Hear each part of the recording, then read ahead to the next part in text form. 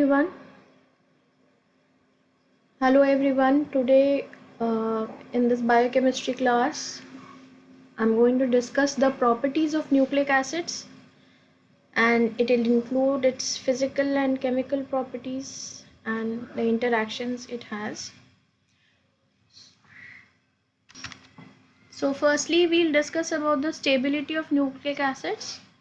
So, as we all know that at the pH and temperature conditions found in the cells, formation of double helix results in a net increase in entropy. Therefore, the resulting structure is more stable than two individual strands. That means at the normal conditions of temperature and pH, we find DNA in the double-stranded form. Basically, what happens is when two strands of DNA come together, they form weak chemical hydrogen bonds between the complementary bases in the two chains. This bond formation releases energy, leading to net increase in entropy. An additional entropy boost comes from the interactions between the nucleotides in the center of the helix. These are called base stacking interactions. So basically, this hydrogen bonding between the base pairs leads to an increase in entropy, which is responsible for the stability of these two polymeric chains in the form of a double helix. Okay, so hydrogen bond, although it contributes to the stability of the DNA double helix or this double helical structure, but individually hydrogen bonds are not very strong.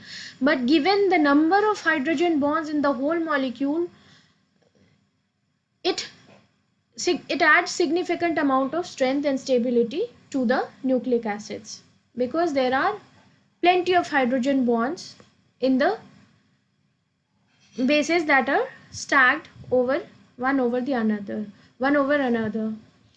Just to recall that for one complementary base pair, if it is a GC base pairing, then there will be 3 hydrogen bonds for each to hold these two bases, and if there is AT base pairing, then there will be 2 hydrogen bonds to hold the two bases together. Okay. Secondly, another important force or energy that keeps them together or that gives stability to the nucleic acid structure is the stacking interaction or hydrophobic interactions. We can see that the tilt present in the backbone brings planar rings of the adjacent base pairs to a position where they are vertically above one another. This arrangement maximizes hydrophobic interactions and van der Waals attractive forces between them. So this arrangement, which causes the stacking of the bases one and above the another, so this stacking causes attraction by means of van der Waals forces, and they are kept together also by hydrophobic interactions and van der Waals attractions between the stacked bases. Okay, so this in a nutshell, the interaction between the hydrogen bonds that are present between the bases and the interaction of these with the surrounding water molecules and the base stacking interactions with the adjacent bases. All these together contribute to the stability of the nucleus. Now something about the base stacking interaction.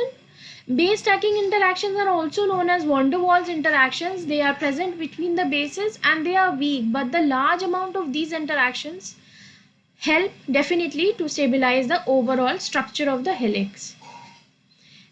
And DNA double helix is stabilized by the hydrophobic effects.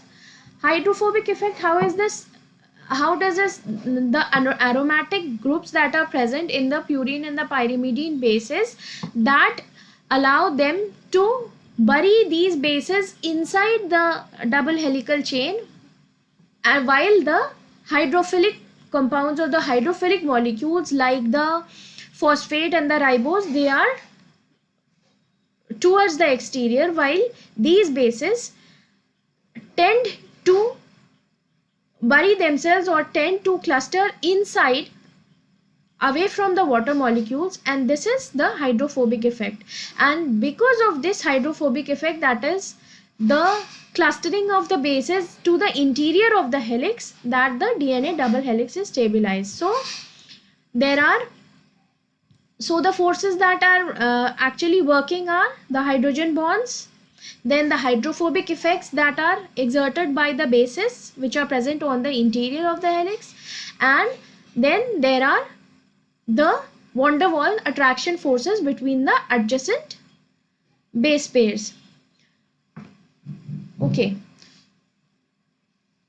so all these contribute to the stability of the DNA. Apart from these, the ionic interactions that phosphates that are present on the exterior or on the outside, they have with water and other positive ions, also leads to some amount of stability to the double-stranded helix. The next property that we are going to discuss is viscosity and solubility. So while we will look in at solid DNA or RNA, solid DNA will appear as white fibers and RNA appears as white powder. This is insoluble in organic solvents and can be precipitated with ethanol. So DNA has high viscosity, and the reasons for high viscosity are high axial ratio and they are relatively stiff. Okay. So this is one pic where we can see the viscous nature of DNA and also its solubility. Another property of DNA is its buoyant density. So basically can be regarded as the density value wherein a molecule is able to float. Okay, so let's explain this in detail. What happens is this is an example of density gradient centrifugation, and what happens is when the sample containing DNA is centrifuged in cesium chloride solution and the tube is being spun at a very high speed, a density gradient with layers of different density are formed.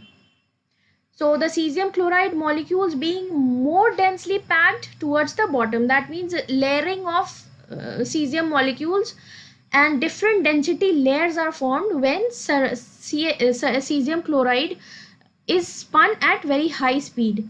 So when there is formation of gradient, what happens is the less densely packed layer is on the top, while as we go on towards the bottom, the density keeps on increasing.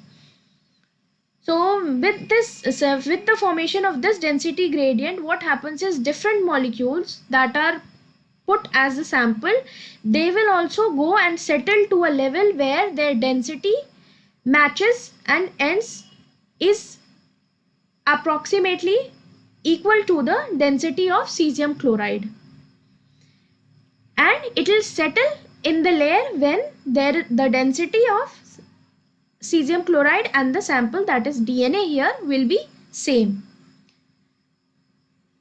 And at that level wherein they settle, they'll form a sharp band. Okay, so here we can see that this is when it is centrifuged, there is formation of the gradient. So the gradient, the level when there is density of 8 molar cesium chloride, this DNA settles in that layer. Okay, which in other words lets us know about the buoyant density of DNA, which is around 1.7 to 1.8 gram per centimeter cube. Okay, so buoyant density of majority of DNA is 1.7 gram per centimeter cube, and which is equal to 6 to 8 molar of cesium chloride. Okay, and it is important to note here that the density also will change with the amount of GC content that a DNA strand has. The more the GC content, the more will its density be.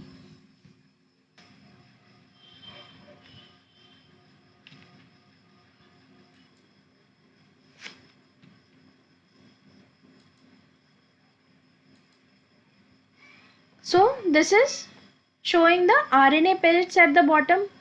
Protein in the solution is towards the upper side, it is more soluble and it is in the lesser density levels, while this is the layer wherein DNA is settling, and this is around 6 to 8 molar cesium chloride level. Okay.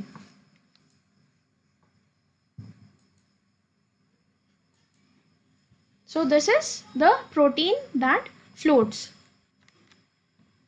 Now it's important here that the maximum buoyant density of DNA is 1.7 plus minus 0.01 gram per centimeter cube, and every 10% rise in GC content, the density will rise with 0.12 unit. Okay. Another property of DNA is acidity. So DNA are basically amphiphilic molecules and they are normally acidic because of the phosphate that is present, the high number of phosphates that are present. So that is why it is also referred to as nucleic acid, ribonucleic acid, deoxyribonucleic acid. Okay. Another feature of DNA is optical density. In fact, DNA or RNA both show maximum absorbance at 260 nanometers. It is observed that at the wavelength of 260 nanometers, the nucleic acids absorb, and that is because of the presence of aromatic groups in the nitrogenous bases of DNA and RNA. Okay, so when a sample containing the nucleic acid is put in a spectrophotometer and it is exposed to ultraviolet light at 260 nanometers, and then the photo detector will measure that there is absorbance of light in this range. Okay. This figure here shows that at 260 nanometers there is increase or rise in the absorbance. There is maximum absorbance at 260 nanometers. There is also one more thing to see and notice here is that for DNA double helix the absorbance is a certain level, while if it is single stranded, so for the same wavelength, that is 260 nanometer, the absorbance or the amount of light absorbed is going to be more as compared to the DNA double helix. And how and why is that? We'll discuss it in the next slide. Okay. So specific absorption, as I told you earlier, is at 260 nanometers. So this absorption can be used to identify the nucleic acids. That means if there is a particular sample with something inside the sample, and if it shows absorbance at 260 nanometers, it simply says that it contains nucleic acids in the sample.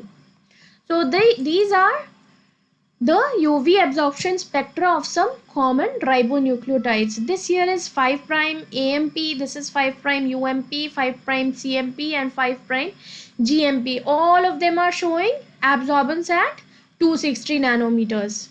Alright.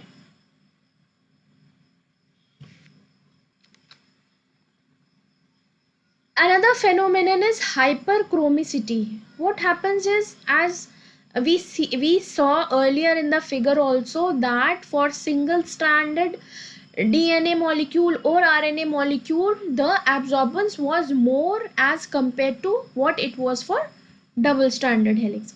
So what happens is there is an increase in absorbance when the DNA double strand is separated and they are separated into single strands from double strand. So this increase in absorbance or optical density of DNA occurs when the DNA duplex is denatured. Okay, so what happens is due to denaturation of DNA, the strands separate. That means because of whatever reasons that may be heat, mostly because of heat. There may be other reasons also. We'll see what are the reasons that cause denaturation of DNA. So when there is denaturation or separation of the strands of DNA, what happens is the bases which were present on the interior, as we discussed earlier, so these bases now become exposed to the surface and they are able to absorb more light at 260 nanometers.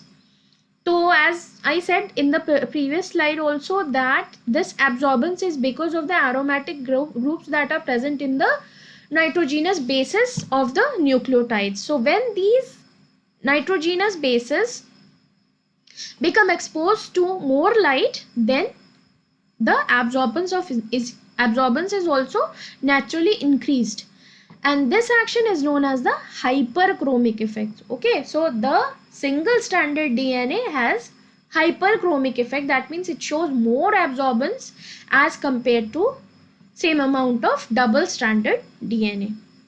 The opposite of this phenomenon is hypochromicity.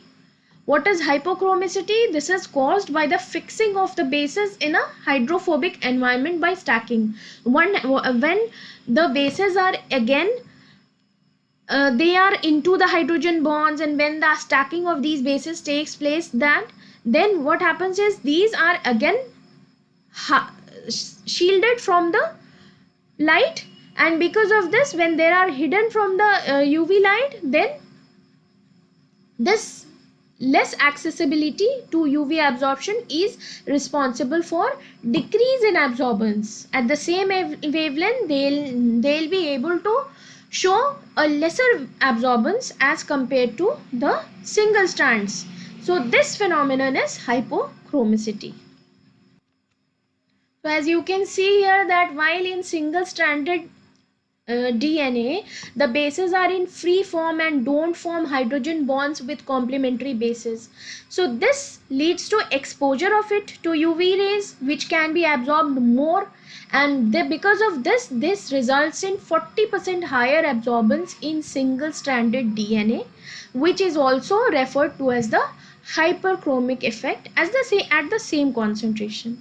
And here we can see that the stacked bases in double stranded DNA, they cause shielding or they cover up, which results in lesser absorbance or hypochromicity. So this is hyper and hypochromicity. Now let's look at the effect of acid on nucleic acid molecules. What happens there is, when the nucleic acid is exposed to strong acid and high temperature, it is completely hydrolyzed. That means it is completely hydrolyzed to its constituents, and which are bases, ribose, that means the sugar, the pentose sugar, and phosphate. This is a nucleotide is made up of these three components, so they are broken down into their components totally. Okay, while when the effect is a little bit less as compared to the strong acid, that means when at pH of around 3 to 4, what happens is apurinic nucleic acids are found. And how are these apurinic nucleic acids formed? These are formed when the glycosidic bond that attaches purine bases to ribose sugar are broken. What happens is the ribose sugar and the purine base, they are having a glycosidic bond. This bond is broken and this leads to apurinic nucleic acids. Okay, so in the apurinic acids, there will be broken down bonds between the base and the ribose sugar. So this can be generated by formic acid. So to hear it again, what happens is there is complete hydrolysis when there is action of strong acid, like when there is action of perchloric acid, and when there are temperatures higher than 100 degrees centigrade, the nucleic acids are completely hydrolyzed and broken into their constituents, that are bases, ribose, and phosphate. While when there is dilute acid or at the pH of around 3 to 4, what happens is the the most easily hydrolyzed bonds are selectively broken. That means not all the bonds are broken. The most easily hydrolyzed bond or hydrolyzable bond is the glycosidic bond, that attaches the purine bases to the ribose backbone. So these bonds are basically broken, which lead to apurinic hydrolysis, and apurinic nucleotides are seen in these conditions. Okay. Now let's take a look at the effect of alkali. So what happens is, under the effect of alkali, when the pH is more than 7 to 8, it has subtle small effects on DNA structure. That means when there is not very highly alkaline pH, then there will be subtle small effects on DNA structure. While if there is high pH change, the tautomeric state of the bases changes. And because of these changes in the tautomeric states, the stability of the bases and the stability of the base pairing is compromised. And just because these base pairing are not stable anymore, so that leads to DNA denaturation. Okay, so under low impact of alkali, there will be slight and subtle effects, while if there is high pH change or increase in pH, then there will be denaturation. In cases of RNA, what we see in cases of RNA, hydrolysis of the molecule takes place. And why is this so? Because there is intramolecular action, because there is presence of one more hydroxyl group. So there is intramolecular reaction which leads to total hydrolysis and separation of this ribose from the adjacent one. Okay. So again, to see the effect of alkali for DNA, so in the case of DNA, when there is high alkali or high alkaline pH, then the double stranded structure breaks down, and this leads to denaturation of the DNA. And as for the effect of alkali on RNA, the hydrolysis takes place in alkali. The hydrolysis of RNA comes about because of the presence of 2' hydroxyl group which is present in RNA. This participates in the cleavage of the RNA backbone by intramolecular attack on the phosphodiester bond. Now let's see about another property of DNA, that is denaturation of DNA. Denaturation is a process by which nucleic acids such as DNA lose their three-dimensional structure, and consequently they also lose their functions. So basically it refers to the separation of the double strands of DNA into two component strands. This is the denatured random coil, while this is the native DNA double helix. And many different substances are important, or they are responsible for this denaturation of nucleic acids, and the important ones among them are strong acids, organic solvent, heating or exposure to radiation or UV light. That means change in pH, heating and exposure to radiation and UV light are some of the important factors that lead to denaturation of DNA. Now, when we are discussing the denaturation of DNA, another important term that is going to appear is melting temperature. What is melting temperature? Melting temperature is the temperature at which half of the double-stranded structure is lost. That means normally the native DNA is double-stranded, double helical structure. So when the temperature at which half of the strand has lost its double-stranded structure, that is the temperature which is called as the melting temperature. And at physiological pH and ionic strength, it usually lies between 85 and 95 degrees centigrade. So for most of the DNA, what happens is between 85 degrees centigrade and 95 degrees centigrade, there will be a temperature at which half of it will appear in a single stranded form and half of it will be in the double stranded form. And Tm or the melting temperature is a function of GC content, that we have spoken many times earlier also, that melting temperature will depend on the amount of GC content that is present on the DNA. Higher the GC content, higher will be the amount of hydrogen bonds present, and the energy required to break those bonds and separate the DNA would be more. So because of this, the melting temperature is dependent on the GC content of the DNA. And for every 10% increase in GC content, melting temperature increases by 5 degrees centigrade. And melting temperature can be is 2 into number of AT base pairs plus 4 into number of GC base pairs for any particular strand. Now for thermal denaturation, that is when the denaturation is taking place due to heat, how can we monitor that the strand separation has occurred? How will we know that half of the strand has separated? So there are two things that can tell us about the strand separation. One is hyperchromic effect that we discussed earlier, that when the strands are separated out, the absorbance is increased. Okay, so there is a hyperchromic effect at the same 260 nanometers. There is a higher absorbance seen, or hyperchromic effect is observed when the DNA strands are separated. And the viscosity will also keep on decreasing as long as the DNA strands start getting separated. So okay, so what happens is denaturation can be detected by the change in the absorbance, and the absorbance will increase up to 40%, while the viscosity, we look for viscosity, it will decrease. So these two can tell us about the strand separation. Okay, and at this the biological functions are also lost. Okay, so when DNA were heated to a certain temperature, the absorption value at 260 nanometers would increase sharply.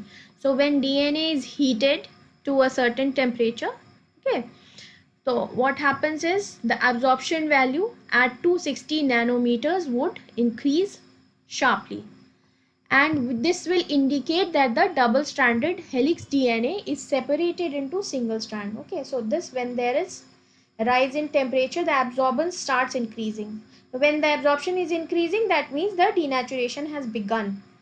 Okay, and when what is the maximum absorbance that can be reached, that will tell you that both the strands have totally separated. That means total separation has taken place. So the maximum absorbance that we see at a particular, at 260 nanometer wavelength, this is the maximum absorbance, and it will indicate total separation. This will indicate start of separation, and the midway of these two absorbances will be the melting temperature, the temperature at which half of maximum absorbance is seen, and this will be the point where half of the strands will be separated. The strand will be half separated. Okay, so the temperature of UV absorption increased to a half of maximum value in DNA denaturation. Okay. What happens is when heating, non-covalent forces that hold the DNA strands together weaken, and these non-covalent forces are mostly the hydrogen bonds. So when the forces break, the two strands come apart in denaturation or melting. Okay, here also we can see that according to the amount of GC content, the melting temperature is going to be different. These will definitely have more percentage, higher percentage of GC content, and because there is higher percentage of GC content, the melting temperature is higher as compared to the other ones. Okay, and what is melting temperature? It is the temperature at which half of the DNA strand is denatured. So to add to it, just to repeat, in addition to heat, DNA can also be denatured by organic solvents, high pH and low salt concentration. GC content is going to affect DNA density as well. Okay. So DNA density, there is a linear relationship between the density and the GC content. So we have to look at the GC content and the density also, that in this we can see that as there is increase in the percentage of GC content, the density of DNA is also increasing. So if we do an experiment wherein DNA in a solution is heated above its melting temperature, that is usually more than 80 degrees centigrade, let's say between 80 to 90 degrees centigrade, if you heat it, what happens is the DNA double strand becomes of the DNA will start unwinding to form single stranded DNA. The bases become unstacked, and because of this unstacking there will be more absorption of light, and this can be seen here that the heated DNA, there is increase in absorbance. Maximum will still be seen at 260 nanometers, but the absorbance will increase when the DNA is heated or the strands have separated. Okay, so this is the type of graph that you will see when there will be separation of the strand or denaturation.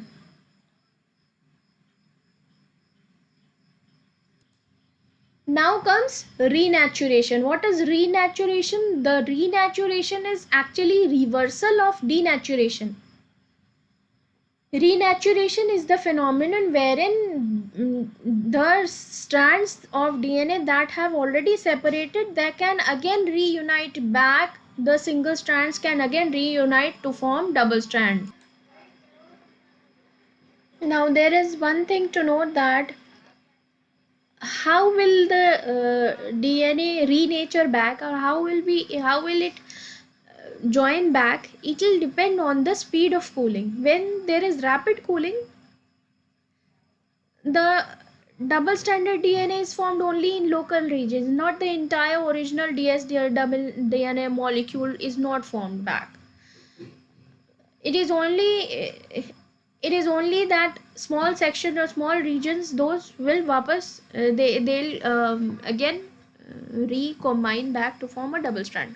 While if the cooling process is slow and there is slow cooling, then that will allow the whole sample, the whole sample to come back or to change itself into fully double stranded molecule, and this will have the same absorbance as the original double stranded DNA and also the same functions. Okay, so the renaturation process is the again annealing or the joining back of the two separated double strands into single strands into a double strand. And how is this double strand DNA going to get formed will depend on the pace of cooling.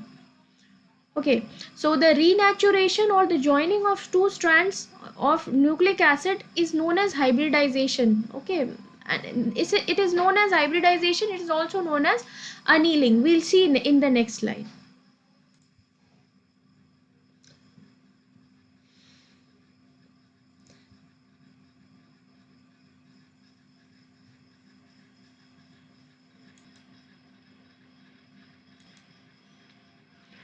Okay, so after two DNA strands separate under proper conditions, the strands can come back together. This process is known as renaturation or annealing. Okay, so annealing will depend on three important factors, that is temperature, and the best temperature for this is about 25 degrees centigrade below the melting temperature. So when at the temperature when it recedes back around 25 degrees centigrade below melting temperature, then it again starts joining back or uniting back, and then the process of annealing starts. It will also depend on the DNA concentration. Higher concentration, there is better likelihood that two complementary sequences will find each other. And the renaturation time, as the time increases, more and more annealing or renaturation is going to occur. Rapid cooling will lead to formation of local base pairs. Absorbance is slightly decreased. While when there is slow cooling, the whole complementation of double-stranded DNA takes place and absorbance decreases greatly. That means the whole 40% that absorbance rise was noticed, all that decreases back. Okay. So annealing is base pairing of short regions of complementarity within or between DNA strands. Okay. And hybridization is the renaturation of complementary sequences between different nucleic acid molecules. Okay. So what happens is when the same complementary DNA strands, when they join back, that is known as annealing. When the complementary sequences are between different nucleic acid molecules, that means it can be DNA RNA or RNA DNA or another RNA or DNA or another DNA, then this is hybridization.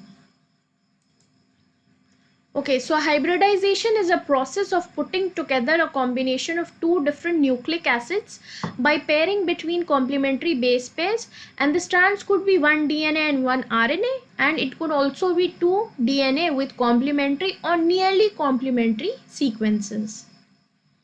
Okay. And when if it is DNA and DNA, the same strand that was first separated and then it has come back again, then it will be called annealing.